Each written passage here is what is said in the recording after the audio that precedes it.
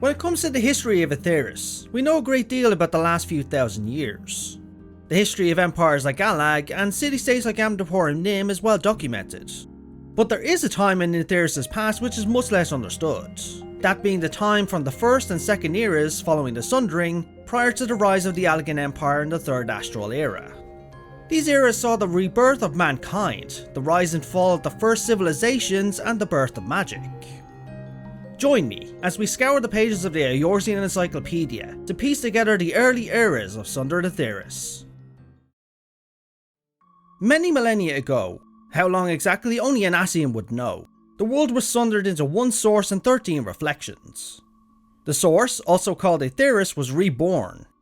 Its lands were new, wild, untouched and filled with resources. The only trace of ancient Etheirys were the ruins of her forgotten civilization. Hydaelyn stood as the will of the star, and began her long work to restore equilibrium after the events of the Sundering. To aid in this endeavour, she created the beings we now know as the 12 and the Watcher.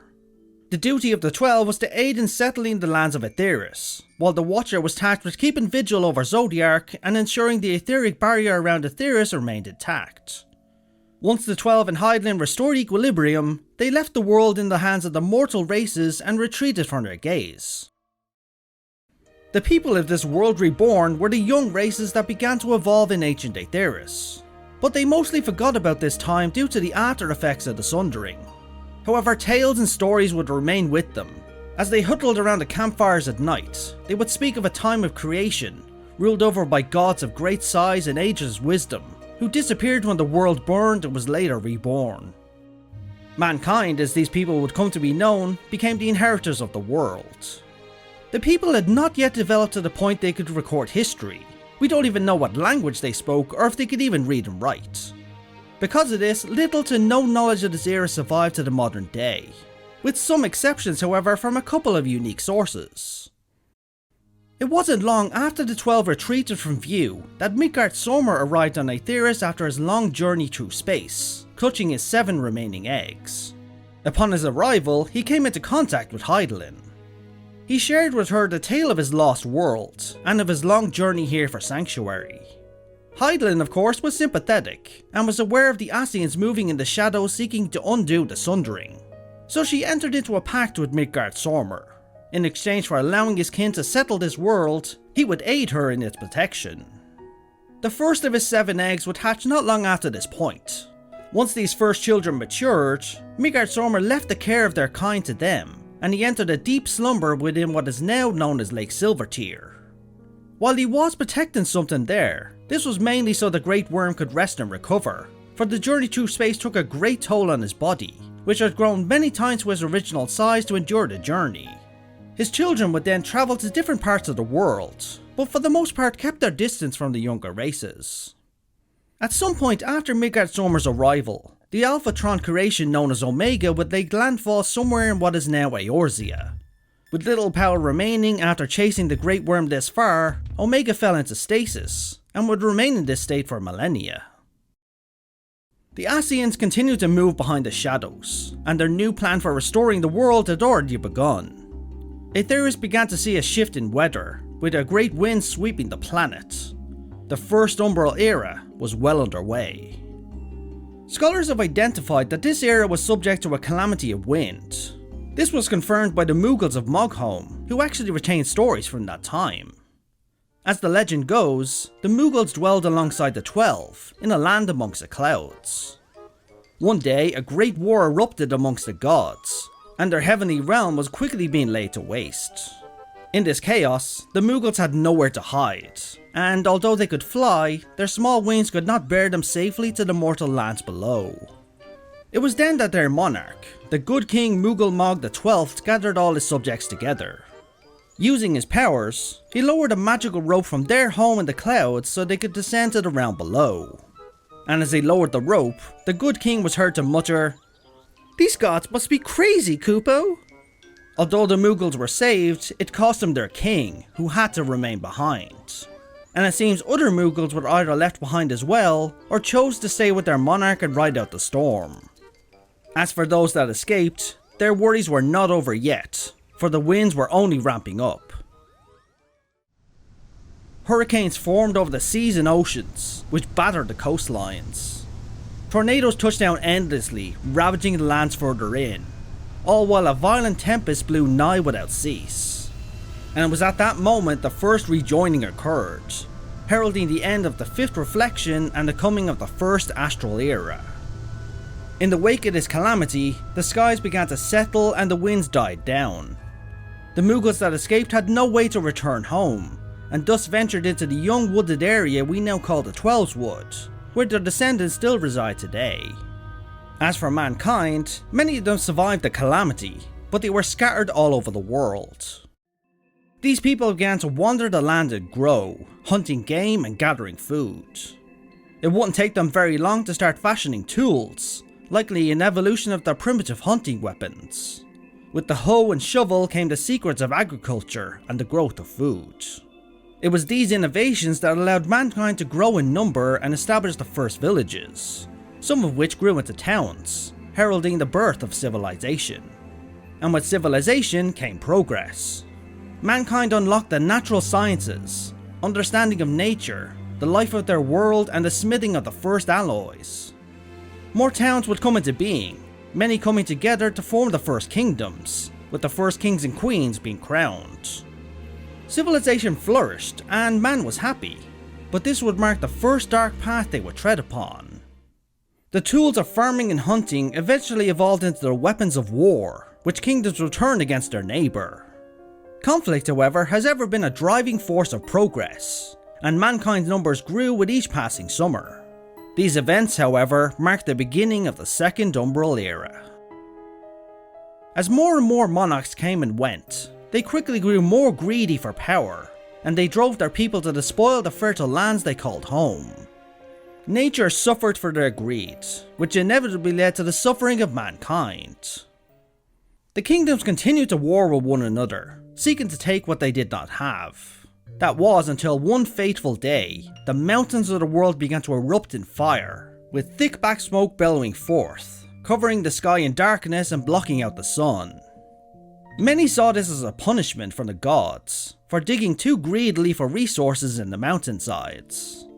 The true cause, however, was beyond their sight. The Ascians had begun the rejoining of a lightning aspected reflection.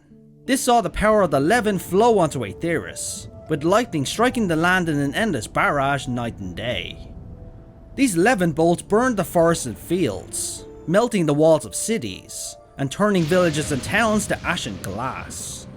This tale would seem eerily familiar to a citizen of Alexandria. The people could only look on in terror, believing they had angered the gods of legends past with their actions. Cities and towns were quickly abandoned, with the people fleeing into underground caves and tunnels to escape the Levin. And while these caves protected them from the chaos outside, it was that which was born within that caused their downfall. As more and more people dwelled in these caves, dirt and filth would accumulate, giving rise to plague and pestilence. Too dangerous to take their chances outside, and having to watch those around them get sick and waste away, it must have felt like a truly hopeless situation. It's then, as the Second Astral Era was about to dawn, the spark of magic was kindled. Trapped within these caves and with nowhere else to turn, mankind sought solace in the tales of gods and creation from a long time ago. These tales then evolved into prayer, with the people concentrating more and more on these acts to deliver them from suffering. And for some, these prayers were answered with miracles. These would become the foundation for the very first magical incantations. Combining prayer with strict concentration and a willed outcome, they created the first primitive spells. The creation of fire, the soothing of wounds, the cleansing of sickness, and restoration of vitality. The calamity had come and gone, with the 12th reflection having been rejoined to the source.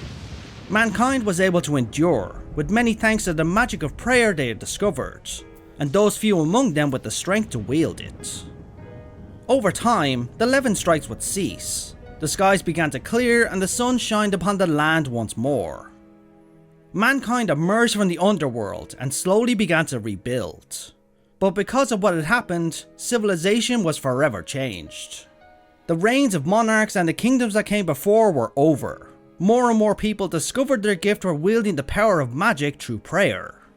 but it would be a select few among them that could wield its full power and potential. It would be these individuals who would hold places of power in their respective communities, becoming the ones others would look to for guidance.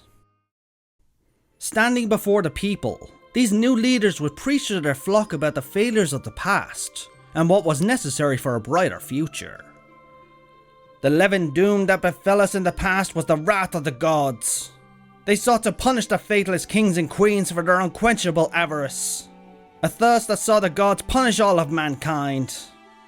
But it was through faith in the gods and belief in their might that we were able to find salvation. It was there in the dark that the gods answered our prayers and gifted us these miracles. But it is only through our faith that we will be deemed worthy to accept them. These individuals in positions of power would find others with similar gifts for magic, and they would go on to create the first organized religions in the world's history. The peoples of these lands no longer gave tribute to monarchs, but instead their respective churches, eager to prove their worth to the gods, so that they and their lands would be spared divine wrath. The kingdoms of the past now but a memory. Theocracies grew out of their ruins. Many of them would have looked quite similar to the Ishgard of old, ruled by the archbishops. Mankind lived in peace and continued to prosper. At first, all that was expected from the people was to have faith and to give tribute. But as the years went on, the churches convinced the people that more was required. To achieve peace and salvation, they were to build temples, monuments and effigies to the gods. And it was the people's dedication to these projects that the art of painting and goldsmithing were born and perfected. The construct of the people's endless labour would be adorned with images of the gods, and the finest gold and jewels that could be found.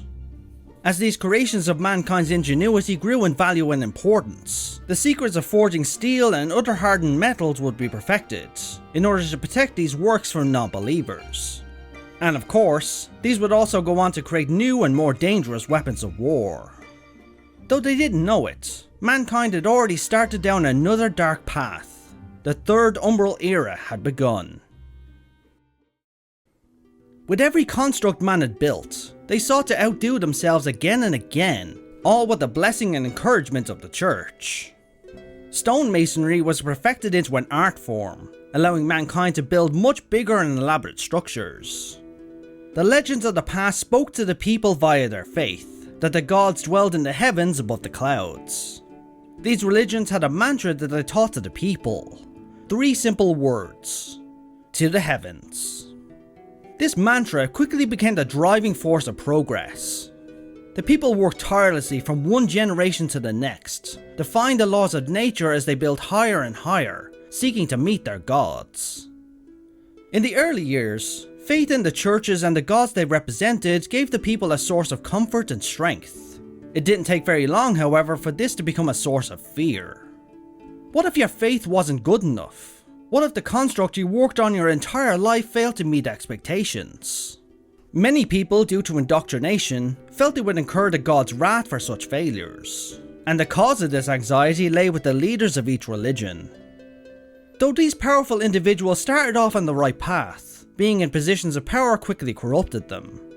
As each religion gained more and more influence and wealth, they came into conflict with one another. This would mark the beginning of a dark age in Etheirys' history. Progress stagnated, as the churches wished to preserve the status quo, and thus maintain a grip on power. Some of the darkest events of this period were the witch hunts and cleansings. The churches sought to eliminate anyone who could threaten them, which included people with a proficiency for magic, such as the young and growing discipline of mages which began to take shape. Elimination of such individuals usually involved the cleansing of entire villages and towns, resulting in a massive loss of life. And the only exception to this were the children, who would be spared and sold into slavery. As time went on, the richer got richer, and those in power gained more and more, all while everyone else suffered. As the death scroll grew higher and higher, fields would lose their tenders and food became scarce. But even through all this suffering, the people still clung to their religions, believing if they kept their faith, they would rise again as their ancestors had done during the calamity of long ago. But for the people of this era, there was nowhere to go but down, for another calamity was approaching. The Ascians took advantage of the discourse of Etheirys to speed up the rejoining of the second reflection aspected to fire. As fire aspected Aether boiled over from the second and flowed onto Etheirys, the weather began to drastically shift. The sun grew larger in the sky, and the air turned hot and heavy. Climates quickly changed to all year round. The lands quickly parched, causing crops to wither and die. Livestock lay dead in the fields, and hunting rewarded little game. The forests and woods would die soon after, with the grasslands mankind depended on lost to flames, as fire spread across the world. A great famine was inevitable, which caused an untold loss of life. As this suffering reached its peak, with mankind on its knees, the second reflection ceased to be and rejoined to the source. After a time, the aether of their world began to settle, the heat died down and the weather returned to normal. But most of mankind had been wiped out. Those who emerged on the other side of the calamity had become a god-fearing people. They felt they had incurred the gods' wrath for their failures. They had built structures higher and higher to please them, but the only thing they received was punishment. After this, the people abandoned the pursuit of worship and distanced themselves from the gods, all to avoid the same fate befalling them again. What followed was a state of mind that would shape the greatest civilization Sundered Etheirys has ever and possibly will ever see. When they turned away from the gods, they needed somewhere else to devote their faith. And what better place than in themselves and their fellow man? It was a simple and powerful philosophy. Society began to focus on the individual talents of its people. Faith in the gods gave way to faith in oneself. This was the birth of the Third Astral Era. This simple ideal would quickly inspire invention and gave rise to some of the greatest minds the world had ever seen. The people quickly rebuilt, retaining the knowledge of the past eras and building upon them. Civilization and technology advanced at breakneck speed. Those who led the way were the greatest minds of their age. One in particular, a man with peerless intelligence, strength and vision. A man who would build the greatest civilization that would stretch to all corners of Etheirys. And this man's name was Xande, the soon-to-be founder and emperor of the Allegan Empire. And the rest is a tale for another video. But those are the early eras of Sundered Etheirys. To craft the story and lore of Etheirys, the developers took a lot of inspiration from real-world history.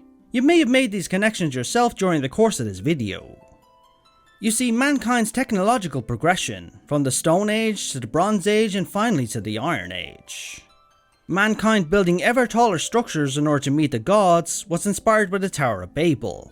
It would also make sense if mankind diverged after this point on Etheirys, just like the Tales of Babel, where God punished mankind and made them speak many tongues. A time where religion was at the very apex of society, with the Dark Ages that would follow, including hundreds of years of persecutions like the witch hunts. To me, these similarities further ground the story, with its lore having firm roots. Then we have signs of the Ascian involvements with the events of the world's history. The dark events and corruptions of the past were likely due to their influence, all for the sake of the rejoinings and restoration of the Etheirys that was.